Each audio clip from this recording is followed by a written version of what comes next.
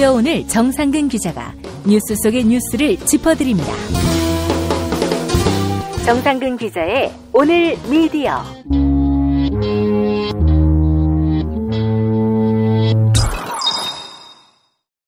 정상근 기자와 미디어계 뉴스 짚어봅니다. 정 기자님 안녕하세요. 네, 안녕하십니까. 네, 반갑습니다. 네, 반갑습니다. 네.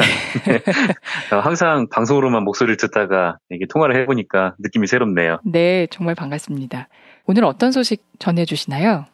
먼저 오늘은 YTN에서 날아온 낭보를 하나 소개를 해드릴까 합니다. 지난 5월에 최남수 전 YTN 사장이 중간평가를 통해서 사장직에서 물러난 이후에 2개월여 만에 YTN의 신임 사장이 선임이 됐는데요. 네. 그리고 그 신임 사장을 지금 YTN 구성원들이 받아들였습니다. 박진수 지부장이 한겨레 인터뷰에서 한 말을 보면요. 이사회의 합리적이고 상식적인 판단을 존중한다라고 말을 했더라고요. 네. 지난 2008년에 구본홍 씨가 YTN 사장에 내정된 직후에 이 YTN 구성원들의 싸움이 시작이 됐고 그 이후로 YTN 구성원들의 동의를 받는 사장이 단 한 명도 없었어요. 근데 10년이 넘는 싸움 끝에 드디어 이 YTN 이사회가 안팎으로 모두 인정을 받을 수 있는 사장을 선임을 한 것 같습니다. 네. 정찬영 사장 내정자는 9월에 임시총회를 거친 다음에 바로 사장으로 선임이 될 예정이고요. 정찬영 사장에 대해서 다시 한번 짧게 말씀드리면 이미 많은 분들이 아시겠지만 MBC 라디오 본부장 출신이고 또 손석희의 시선집중, 배철수의 음악캠프 이런 MBC 간판 라디오 프로그램들을 키워낸 장본인입니다.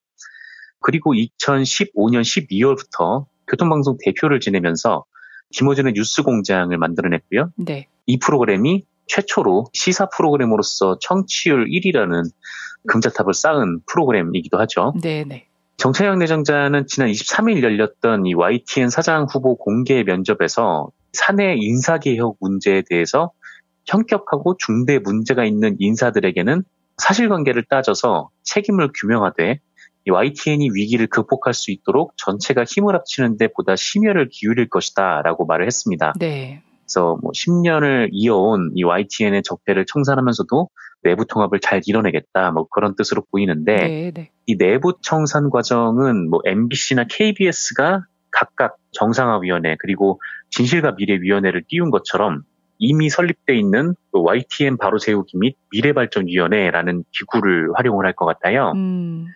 노사가 함께 이 위원회를 구성을 해서 이 YTN의 신뢰의 추락 원인 등을 파악하겠다는 것이 정찬영 대표의 입장인데 잘 됐으면 좋겠습니다. 네, 그래서 어떻게 보면은 가장 먼저 MB의 방송 장악이 시작이 됐는데 또 가장 늦게 이명박 박근혜의 방송 장악에서 이 YTN이 빠져나온 셈인데요. 네. 늦은 만큼 좀 빠른 신뢰 회복을 이뤄내서 YTN이 다시 일어서기를 또 진심으로 기대를 해봅니다. 네.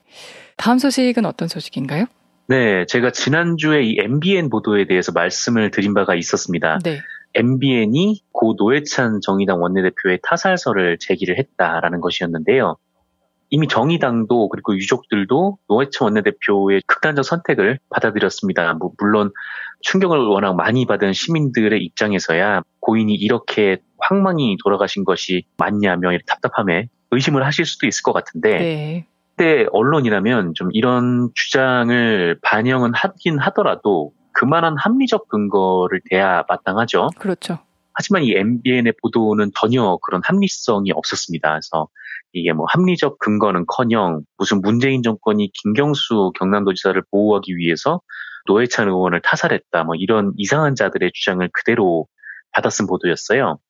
그래서 이 이상한 단체 회원들의 주장을 그대로 옮겨 적거나 이용식이라고 하는 고 백남기 농민의 사인이 물대포가 아니다 이런 괴상한 주장을 하는 자의 의견을 마치 전문가의 의견인 것처럼 꾸며서 타살설을 주장하는 내용이었는데 그래놓고 이 보도 마지막에 경찰이 그런 가능성에 대해서 일축했다 이런 글을 넣으면서 마무리를 했어요. 그래서 말하고자 하는 바가 지금 뭔 말인지도 모르겠고 이런 비과학적인 주장을 하는 자들의 발언을 몰아넣은 좀 의미도 개념도 없는 기사였는데 게다가 해당 기사에는 이 정의당이나 고인 측 얘기는 단 한마디도 없기도 했었고요. 네. 그래서 정창원 이 MBN 사회부장이 미디어오늘하고 인터뷰를 했는데 이 정창원 부장은 여러 사람이 타살설을 의심을 해서 논란을 잠재우려고 쓴 거지 타살설을 유포하려던 게 아니다라고 해명을 했습니다. 네. 근데 이게 논란을 잠재우려면 팩트체크 같은 거를 해야지 이용식 같은 자들의 말을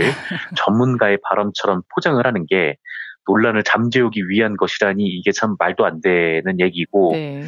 좀 어이가 없는 그런 얘기이기도 하죠. 그래서 이 부분은 저번 주에 말씀을 드렸고 제가 오늘 말씀드릴 것은 이 보도 이후에 이 MBN에서 난리가 났다라는 데 있습니다. 전국언론노조 MBN 지부 그리고 MBN 기자협회가 이에 대한 비판 성명을 냈어요. 네. 일단 이 한국기자협회 MBN 지회의 성명을 보면 해당 보도에 대해서 담당 데스크의 공식 해명과 재발방지 대책 마련을 위한 보도국 시스템 개선 TF팀 구성 이런 것을 이제 공식적으로 요구를 했는데 네. 기자협회에서는 이 해당 보도가 취재의 기본인 객관적인 사실 확인 등 합리적인 의심을 해볼 수 있는 과정이 전혀 없었다 이렇게 비판을 했습니다. 네. 그래서 MBN 지회는 이 보도에 대해서 어떠한 의혹이 있다는 주장을 기사에 담으려면 해당 의혹이 사실이라고 믿을 만한 명백한 근거가 최소한 하나 이상 확인됐어야 마땅한데 그게 없다면 이 기사를 뉴스 편성에서 과감히 제외했어야 했다 이렇게 비판을 했습니다. 네. 그리고 이 언론노조 MBN 지부 역시 이 보도에 대해서 시청률 지상주의를 내세운 사측의 태도가 불러온 필연적인 참사다 이렇게 지적을 하면서 사과 방송을 하고 또 보도 시스템 개선을 할 것을 요구를 했어요. 아, 네. 특히 이 MBN 지부 같은 경우에는 이번 보도가 나온 근원적인 배경이 쪼개기 편성이 있다 이렇게 주장을 했는데 네. 이 쪼개기 편성이라는 것은 타사가 한두 개 정도 리포트로 갈 만한 뉴스 내용을 이거를 3개에서 5개, 10개 이렇게 쪼개가지고 네. 그 부분에 대해서 뉴스를 길게 함으로써 이제 시청률을 높이겠다 그런 태도인 것 같아요. 네. 근데 MBN은 참 뉴스에서 이런 걸 하나 본지 어쨌든 MBN 지부가 이런 걸 하지 말라라고 했는데 참 이것도 한심한 일이죠. 아울러서 이 관심이 가는 대목이 또 하나 있었는데 이 기사를 쓴 기자 그리고 이 기사를 봤던 선임 기자 이런 사람들이 노회찬 원내대표의 타살설은 기사가 안 된다 이렇게 말을 했다라는 증언이 있다는 점이에요. 근데 데스크가 이제 그걸 밀어붙였다라는 거죠. 네. 사실 언론계에서는 이런 일이 참 흔한 일이기는 한데요. 그런가요? 네네.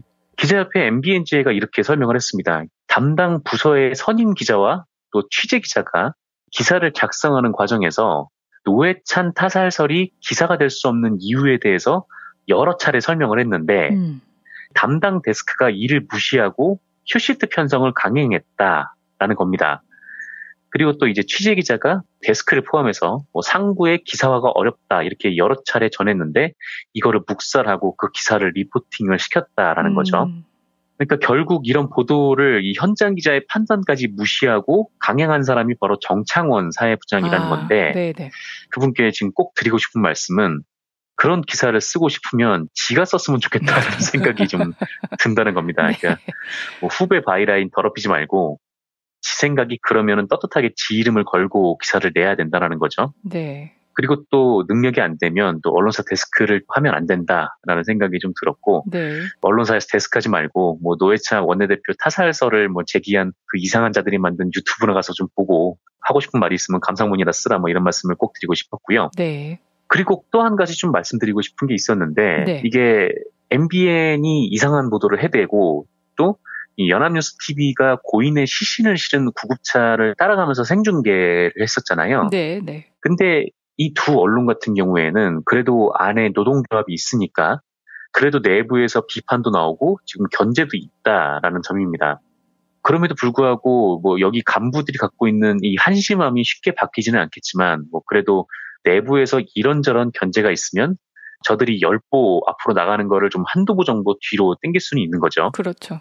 그런데 이제 반면에 TV조선에는 노조도 없고 또 견제장치도 없습니다.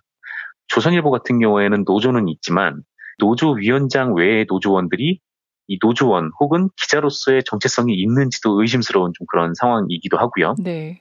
그러니까 이 조선일보에 대한 외부의 비판, 내부의 비판의 목소리가 나와도 아니 그래도 우리가 대조선일보 기자니까 사람들이 머리도 조아리고 밥도 사준다. 이건 자랑처럼 얘기하는 거 아니겠습니까? 네.